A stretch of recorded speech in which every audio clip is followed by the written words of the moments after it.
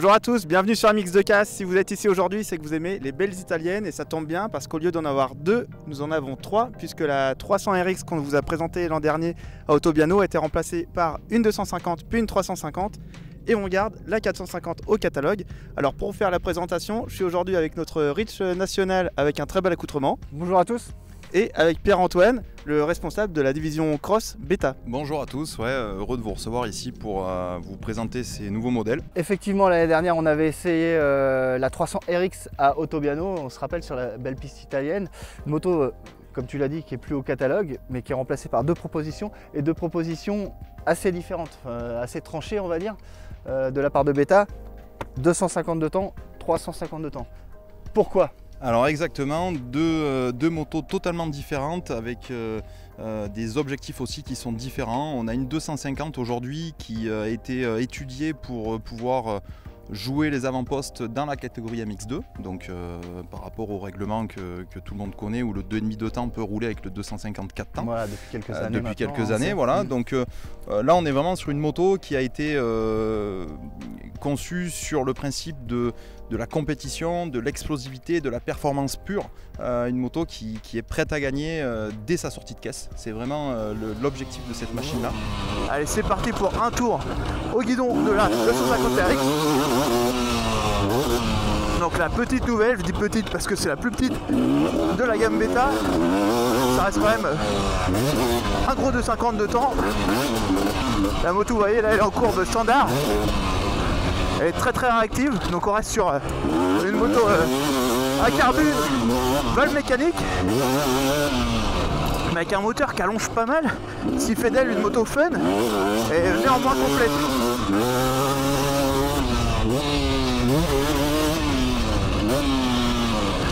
Attention à ne pas faucher Jason.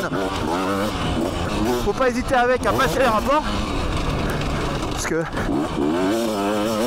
il y a quand même beaucoup de choses qui se passent en bas.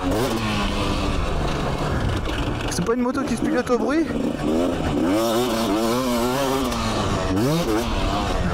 Niveau freinage, c'est assuré par Galfer avec des étriers Nexine.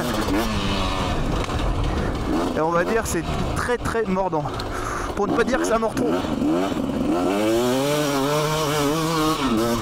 Ouais, vous voyez, faut passer quand même le rapport, sinon ça s'essouffle un peu. Et un coup de gaz, et ça dégage. Ouais, un petit long, je suis pas dans le fond encore.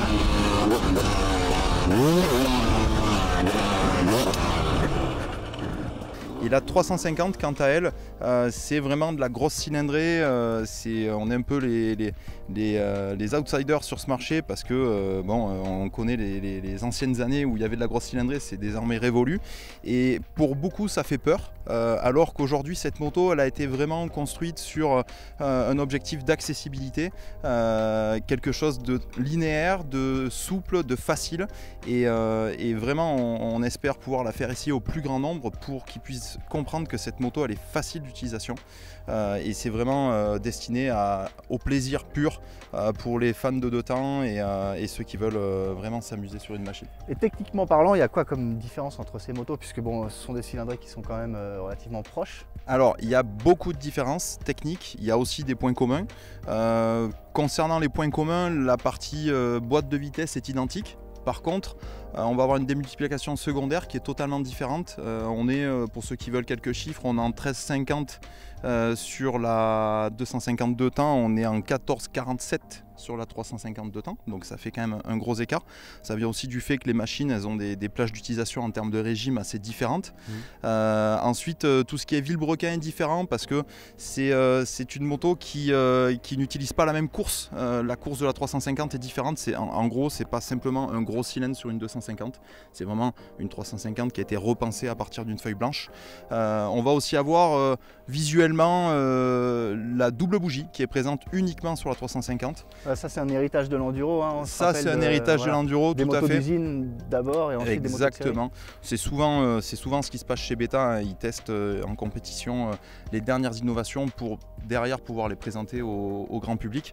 Et donc ça techniquement ça va nous permettre d'avoir une moto vraiment très douce, très linéaire, avec une plage d'utilisation la plus large possible et respecter le fameux leitmotiv de la marque qui est rideability, vraiment l'accessibilité au plus grand nombre. Allez, c'est parti pour un tour ici avec la 350. Donc je vous montre pas, c'est mon deuxième tour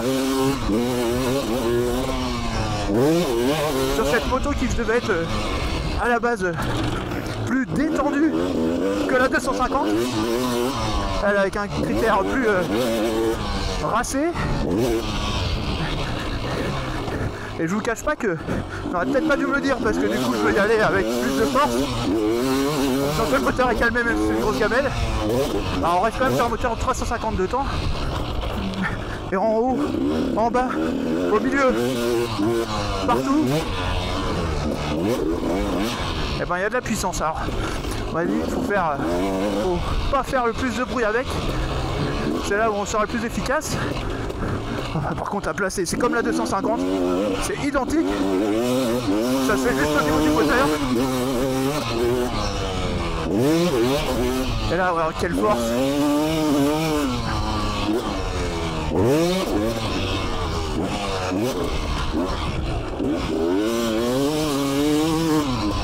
Ah ouais d'accord aussi, ouais j'ai compris. Donc celle-ci, ouais, faut vraiment passer les rapports assez tôt. On peut faire déborder un petit peu.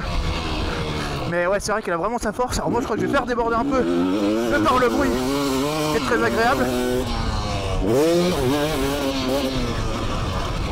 Mais aussi parce que j'ai l'impression qu'elle est un peu plus safe en fait. Parce que sinon elle fait pas de bruit. En fait elle nous enchaîne, elle nous entraîne directement dans les réceptions, très rapidement dans les appels. Donc c'est une moto plaisir, ouais. Mais en tout cas elle a une véritable crédibilité au niveau de la performance. Alors je vais pas faire une manche de 20, je vous le dis tout de suite. Cela dit, mais quel kiff de rouler avec ça. C'est-à-dire qu'on a le plus gros de temps du marché. Commercialisé. Démarreur électrique évidemment. Démarreur électrique, carburateur. Toujours le choix du carburateur parce qu'aujourd'hui en termes de performance on est très bien, mais surtout en termes de fiabilité, de facilité d'entretien pour l'utilisateur. Voilà, c'est une moto qui est simple d'utilisation et ça nous permet aussi aujourd'hui d'être vraiment bien placé en prix sur le marché puisque ça permet de réduire un petit peu les coûts de production. C'est ça, et on sait aussi que les fans du 2 temps, et voilà, ils aiment bien encore le carbu, l'injection. Voilà. Les puristes aujourd'hui sont sur du carbu clairement. Bah ouais, un gars comme moi j'aime bien savoir démonter ma mécanique. Donc là par exemple le carburateur, je sais que je vais être plus à l'aise. Mais ce que je vois aussi sur ces motos, j'ai l'impression qu'il y a des choses qui sont quand même assez simples et vraiment axées. On a l'impression qu'ils ont quand même bien réfléchi sur le pilote et surtout la mécanique in fine. Puisque bon, les filtres à air en prise rapide, idem pour la plaque plastique à défaire, ça c'est simple. J'ai vu aussi pareil, aucun outil, la selle c'est juste un petit bouton pour pouvoir la défaire. Et accessoirement c'est une batterie BS batterie. Et ça quand on n'a plus de kick, bah, c'est vraiment pas mal parce que du coup vous appuyez sur le bouton, vous savez où vous en êtes au niveau de la batterie. Donc vous faites ça la veille et pas besoin de brancher la recharge de batterie. Donc voilà, ça c'est les petits périphériques que j'ai vus. Et au-delà de ça je trouve que ça fait une belle moto parce que vous avez cadre rouge, brossis en noir, roue bleue. Voilà, au moins ça fait une belle moto d'emblée à mon sens. Et puis on reste sur des valeurs connues en suspension puisqu'on a des Kayaba à l'avant et à l'arrière. Il y a aussi, comme les autres marques, un petit peu de boutons. Est-ce que tu peux nous faire part de ce qu'il y a sur ces motos, que ce soit en 2 temps ou en 4 temps, Pierre-Antoine? Bien sûr, donc sur les 2 temps, on va retrouver la double courbe, un mode soleil, un mode pluie qui va permettre d'adapter le caractère de la moto en fonction de la surface sur laquelle le pilote va évoluer. Et sur la 4 temps, même principe, mais avec en plus un traction control qui va donc étendre la totalité à 4 courbes pour toujours mieux adapter à la surface sur laquelle on évolue. Voilà. Et on a assez peu parlé du coup de cette 450 puisque les 2 stars elles sont là. Il y a peu de nouveautés, on va dire que c'est du peaufinage cette année.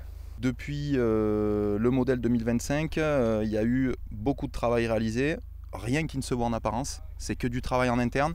Par contre, ça va vraiment se ressentir sur la moto, notamment au niveau de la culasse. Beaucoup de travail au niveau de la culasse, un gain de performance, une plage d'utilisation étendue, beaucoup de travail au niveau de l'échappement et notamment un travail aussi parce que beaucoup ont été embêtés cette saison avec les nouvelles réglementations au niveau du sonomètre. Du bruit, ouais. Donc aujourd'hui, ça devient compliqué de produire un échappement performant et conforme à la nouvelle réglementation. C'est le cas aujourd'hui, c'est un travail qui a été fait en collaboration avec HGS, donc on a d'origine un échappement HGS sur la moto qui permet d'avoir un maximum de performance tout en étant parfaitement conforme aux nouvelles réglementations. Allez, autour de la 450. Voilà, donc là vous avez vu, il y a de la force. Une T2, une table de 15 mètres et tranquille. Bon après, c'est pareil avec toutes les 450. Donc la moto, hein, bon, c'est logique de dire ça parce que c'est un 4 ans, mais déjà, elle tient quand même pas mal le pavé. Après, on garde bien la compacité du cadre bêta. Donc là, elle est en courbe normale. Donc la version plus vive, on va dire. C'est peut-être pas la meilleure version pour aller dans la puff. Cela dit, une fois qu'elle est en charge, on sent vraiment bien la cavalerie venir. Il y a moyen de vite se catapulter avec parce que c'est un moteur avec une grande force qui arrive avec beaucoup de vivacité. Du moins il en manque pas en bas. On sait que voilà, hein, la mode pour les 450 c'est de les aseptiser. Là en l'occurrence on a une moto qui n'est pas entre guillemets plus à l'ancienne, un peu plus brute. Donc selon les types de pilotage, il y a moyen de se faire plaisir. Ouais, je repose le jouet, je vais finir par me mutiler. On a parlé des suspensions Kayaba qu'on a déjà depuis quelques années sur la gamme Enduro.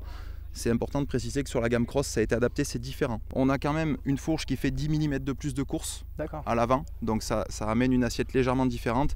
Et on a un amortisseur qui est en diamètre 50 contre 46 contre l'enduro, ce qui va donner par rapport à la sollicitation en motocross, à l'échauffement, une constance qui va être mieux dans le temps pour l'efficacité de l'amortisseur malgré la chauffe. Eh bien merci Pierre-Antoine pour tous ces détails techniques. Il me tarde donc de l'essayer avec toi Richard sur la piste ici. Nous sommes ici à Miremont, merci au club de nous accueillir pour ça, pour cet essai presse. Et on devrait rejoindre le meilleur représentant français au guidon d'une bêta, Jason Clermont, qui est déjà en train de s'échauffer.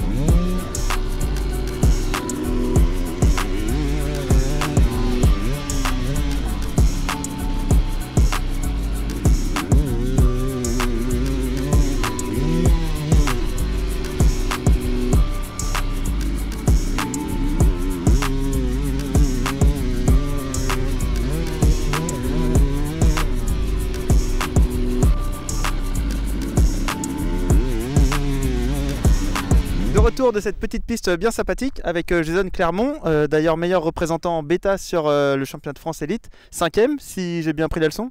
Oui c'est ça, on a bien terminé le championnat, c'est vrai qu'on a été consistant toute l'année et on a accroché une belle 5e place en MX1. Eh ben, top, nous on a suivi ça toute l'année. Je suivais aussi avant, même le National 450, tu avais enchaîné les titres au guidon d'une Kawa. Et donc là, on est là pour parler des bêtas. Toi, quand tu es arrivé sur bêta, est-ce que tu as fait beaucoup de modifications et qu'est-ce que tu as pensé de ces nouvelles machines qui provenaient de l'enduro? Moi, je suis arrivé à la Capelle Marival vraiment avec une moto full stock. L'association avec le team de B-Moto s'est fait tardivement et donc vraiment une moto toute d'origine dont j'ai quand même fait une 13e et une 14e place, donc j'étais super satisfait pour une première. Et puis on a travaillé tout au long de la saison, on a amélioré pas mal de choses, moi personnellement sur les suspensions, et puis après on a eu aussi des pièces qui se sont rajoutées à la moto, voilà, pour améliorer le moteur et tout ça. Donc et on continue encore de progresser actuellement. Justement, qu'est-ce qui te manquait sur ce moteur? Un petit peu de puissance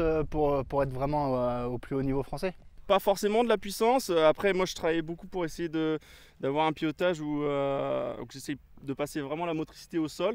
Il faut savoir que la moto, enfin la 450 RX a quand même un moteur très coupleux, donc c'est un super avantage. Et j'ai beaucoup travaillé aussi sur ma transmission au niveau des couronnes et tout ça. Après, on a eu voilà, une culasse de l'usine qui apportait encore un peu plus au niveau couple et tout. Donc voilà, des petites pièces qui s'ajoutent comme ça qui font du bien. Et c'est pour ça que même en fin de championnat, j'arrivais à partir devant. C'était vraiment un avantage. Et c'est donc la culasse qu'on retrouve sur les modèles 2026 qu'on essaye? Tout à fait, ouais, voilà, ça va être moi j'ai essayé les culasses, mais qui vont être de série pour l'année prochaine. Ça marche. Donc là, on fait le débriefing de ces motos. On commence par la 250 de temps.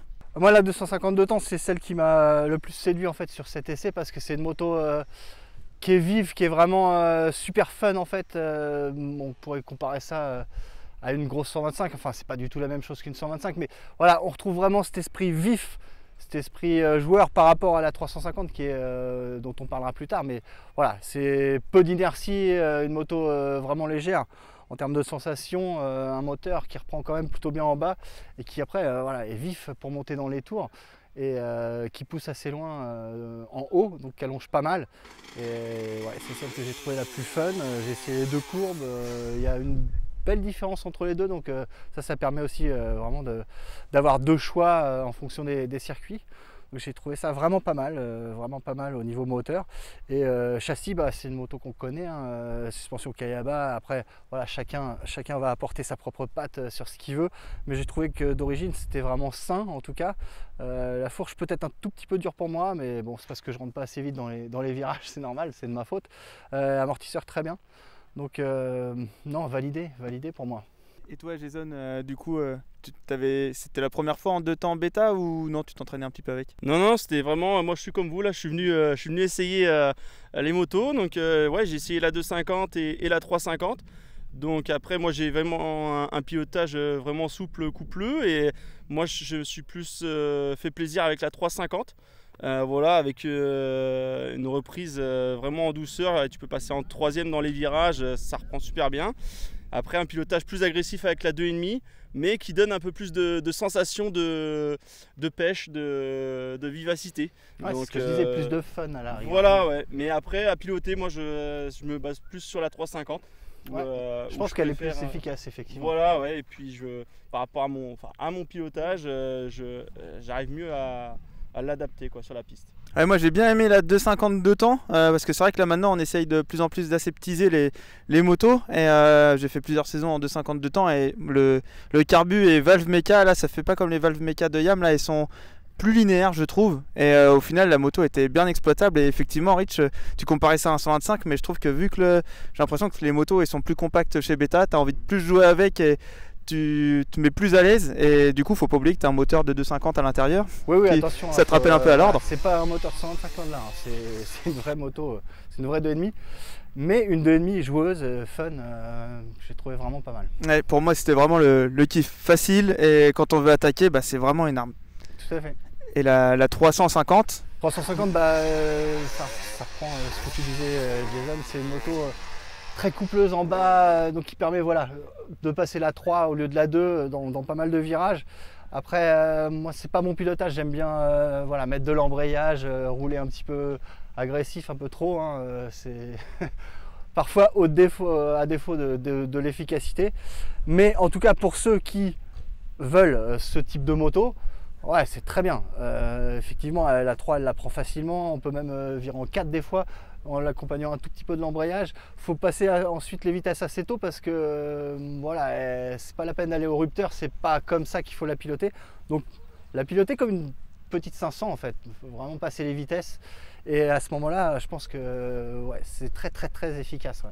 Moi, au début, j'ai eu un peu de mal à m'y faire. Et plus les tours se passent, et effectivement, mieux on s'y fait. Là, en fait, c'est pas une moto qui se pilote au bruit. Donc, ouais, c'est vraiment tout sur le couple et ouais, ça peut être ravageur. C'est une moto qui est quand même très facile et qui est très exploitable par tout le monde en fait. Si on se trompe un petit peu de vitesse, elle va le prendre quand même justement. Et elle n'arrache pas les bras comme peut le faire une 500 CR par exemple. On a tous cet exemple en tête de la moto qui fait peur, quoi, la grosse gamelle qui fait peur quand on qui nous emmène. C'est pas le cas là. Elle va monter dans les tours mais de façon linéaire et sans déborder son pilote en fait. Je pense que voilà, elle a été placée par Beta comme une moto de loisir et ouais, je pense que c'est le cas. Je pense que n'importe qui avec un petit niveau peut aussi s'en sortir sans se faire peur et être relativement efficace par rapport à son niveau évidemment. Et donc la dernière, la 450. Aujourd'hui en tout cas, on était sur une piste qui était quand même très damée, poussiéreuse, où dès qu'on accélérait, ça prenait vite des tours et on chassait. Donc, mais pour moi, après j'ai essayé sur plusieurs terrains, voilà, de l'élite et tout. C'est une moto qui reste en fait très maniable d'origine, où on vire bien. Elle est assez facile et très coupleuse. Alors c'est pour ça qu'il faut aussi pas forcément la pousser, passer les rapports et pas avoir. Faut se servir vraiment de ce couple moteur qui est vraiment un atout sur cette 450. Et voilà, puisque moi dans ma saison j'ai essayé avec des transmissions différentes pour avoir une moto qui accroche vraiment et que je puisse allonger fort, mais c'était pas du tout efficace et on est revenu en arrière. Et du coup, ouais, c'est vraiment une moto qui a du couple et qui reste très maniable et douce. Enfin, pour le roulage, même sur un terrain béton, on arrive très bien à s'en sortir sur le filet de gaz, voilà, qui est doux. Ouais, moi j'ai essayé avec le traction control. Alors je sais pas si tu roules avec l'assistance électronique, mais là pour la poussière, la puff que c'était, j'ai trouvé ça vraiment efficace. Donc là on sent vraiment la différence. Alors il n'y en a pas beaucoup comme il y a sur les autres marques, c'est soit deux modes. Donc là il y a un traction control mis ou pas mis, et puis un mode pluie et un mode normal. Et quand on met toute l'assistance full, j'ai vraiment trouvé que la moto était accrochée au sol. Je suis plus nuancé à ce niveau. J'ai roulé avec le traction control. J'ai au contraire pas trouvé que ça apportait grand chose en fait. Je trouvais que des fois justement elle faisait des micro coupures un petit peu bizarres. Ça m'a pas emballé. J'ai préféré le retirer et je me sentais plus en sécurité sans le traction control en fait. Et après par contre je te rejoins complètement sur la maniabilité. Je trouve que c'est une des 450 qui donne l'impression d'être la plus courte. Je ne sais pas si c'est le cas en termes d'embattement, mais en tout cas, elle donne cette impression de grande facilité à tourner. On a l'impression qu'on peut aller choper des petits intérieurs qu'on ne ferait pas forcément avec une autre, quelle que soit la marque. Hein. On pense à la Yamaha qui a tendance un petit peu à emmener, ou la Kawa.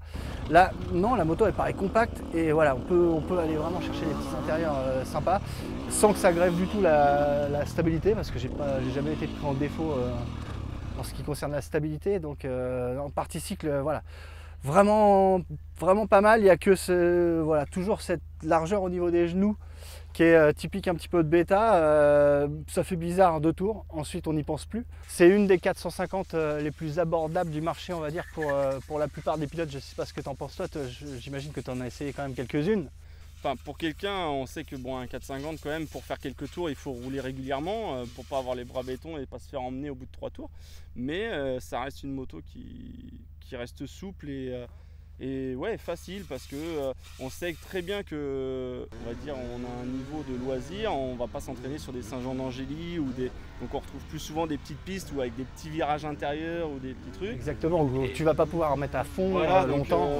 Donc c'est une moto, on va dire, de série qui a quand même un atout de bien virer, de pouvoir prendre des petits virages sympas, de pouvoir de casser la moto facilement. Voilà. Et j'ajouterais que je trouve que cette moto elle a assez peu d'inertie pour une 4,5 et peu de frein moteur aussi. Donc voilà, on s'y habitue vraiment très vite et ça devient vite sa moto. et elle est joueuse quoi. Pour une 450, elle est joueuse et c'est pas le cas de toutes les 450 du marché encore une fois. Voilà, bah merci en tout cas Jason pour ton temps, ta disponibilité. Merci. Les whips, Pas de souci. les whips aussi, Ouais, c'était bien. pas de souci. Je suis pas un des pilotes qui whip le plus, mais on c'était se pas fait mal, plaisir quand de temps en temps. Bah, écoutez, vous nous direz en commentaire de la vidéo si vous trouvez que ces whips ils étaient réussis ou pas. Nous en tout cas de près on les a appréciés. Donc voilà, bah, on vous dit À bientôt. hein. L'essai sera dans le prochain magazine, Ouais, donc qui sortira courant septembre. On vous invite à aller le prendre. merci à tous et à bientôt pour de nouvelles aventures sur NX2K. Ciao.